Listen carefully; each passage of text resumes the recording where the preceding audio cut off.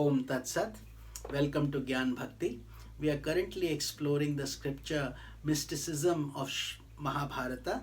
Commentaries by my worshipful Guruji, Swami Jyotirmayananda Ji Maharaj, narrated by myself, Swami Nikhilananda. So let's get started. In today's satsang, we will continue the archery contest, the concept we had talked in yesterday's satsang about Eklavya and Guru Dronacharya and his asking for the thumb of Eklavya. So the archery contest, one day after his students had practiced long and hard under his guidance, Dronacharya arranged a competition to determine who was the best in archery. A test, examination. He placed a wooden bird on a tree and then called his disciples up one by one to prepare to hit the eye of that bird. When it was Yudhishthira's turn, Dronacharya asked him, "What do you see?" Yudhishthira said, "I see everything. I see you, I see the tree, I see my brothers, I see the bird." Dronacharya said, "You can't hit the target. You're not qualified. Sit down." And he rejected him. Next it was Duryodhana's turn and the same exact thing happened. In this way, one by one, everyone was rejected until it was Arjuna's turn. Dronacharya asked Arjuna, "What do you see?" "Do you see the bird, the tree and me?" Arjuna said, "I do not see the tree or yourself." Dronacharya was pleased with the answer, but waited and asked a few more minutes and then asked him, "Do you see the bird?" "No," replied Arjuna. "I only see the eye of the bird that you want me to take down." Then Dronacharya told him to shoot, and Arjuna's arrow swiftly knocked off the jewel eye of that artificial bird. This episode points out the value of one-pointed concentration. The more one-pointed we are, the greater our chance of hitting the target in life. If we are distracted towards our goals, we cannot achieve them no matter what they are, big or small. But if we are focused, we can achieve big things. Like Arjuna, an aspirant is like an archer. He uses Om as the arrow and the mind as the bow. The target is the spiritual goal of life, self-realization. So when we discharge the arrow of Om, it should hit the target of self-realization. We must see nothing else. Nothing should be allowed to distract us from that goal. That is the deeper meaning of this archery contest. Then there was this instance of the poisoning of Bhima. Because they were bright, strong and virtuous, the Pandavas surpassed the Kauravas in everything they did from the time they were young children. As a result, the Kauravas were always jealous of their cousins and tried to harm them whenever possible. Becoming increasingly jealous of Bhima and afraid of his terrible strength, Duryodhana began to plot against him. One day he told the Pandavas that they were going to have a picnic. At the picnic, Duryodhana fed Bhima, who had a tremendous appetite. He ate lots of sweets, Indian sweets. They are called laddus. You see Ganeshji holding them in his hand. Laddus are Indian, made of beautiful, tasty milk product it is, and very delicious. By nightfall, Bhima became unconscious because he was fed with poisoned laddus. And Duryodhana dragged him to a river infested with snakes and threw him in with a weight on his body, thinking that he will surely meet his end.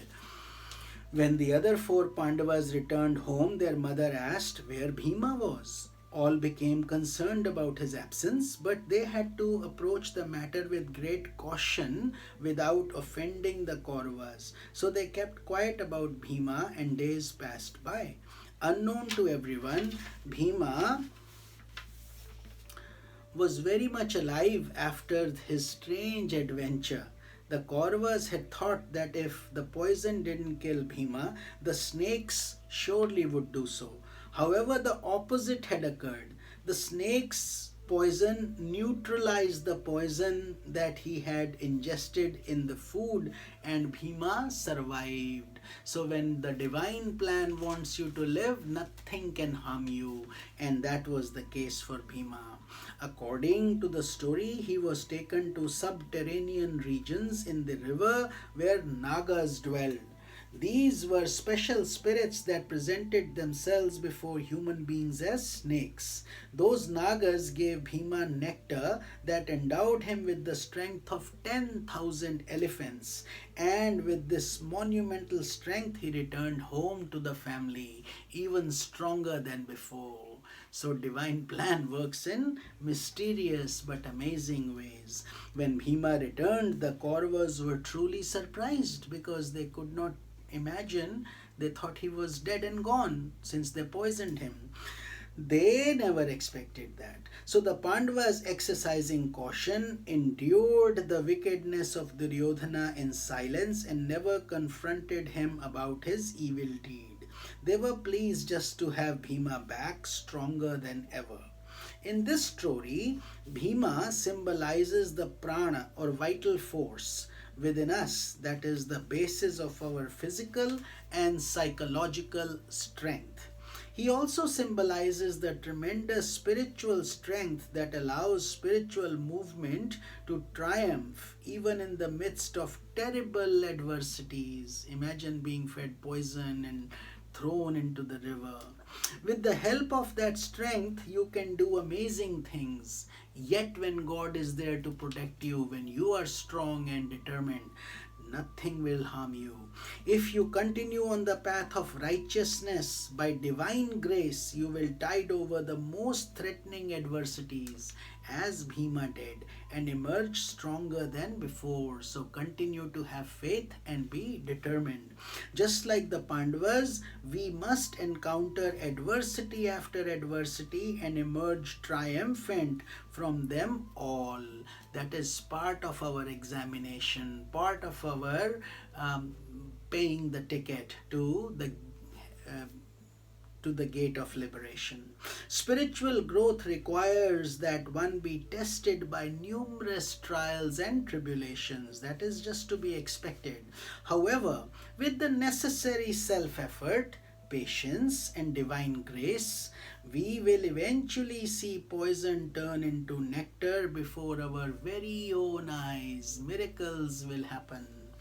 If the world were full of only virtuous people and there were no Duryodhanas, we would become like a jellyfish, no spine, no willpower. Thus adversities come to test us, make us stronger, give us resistance, build our muscles, physical, mental, emotional. It is the negative people who give us the challenge necessary for growth. When we accept that challenge with insight, we discover amazing strength within ourselves, strength that we never thought was possible. Next, let's move to a very interesting character in Mahabharata by the name of Karna. When the Pandavas and Kauravas had reached 18 or 19 years of age, Dronacharya arranged a demonstration in which all his students would demonstrate their accomplishments in the martial arts. One by one, each of the princes thrilled the audience with his skill. Arjuna in particular performed the most amazing feats in archery and seemed to be the star of the tournament. Then, unexpectedly, an uninvited participant entered the arena and asked Dronacharya for permission to display his skills in archery. This striking hero appeared radiant and godlike in the natural armor that covered his body, and immediately he drew the attention of all.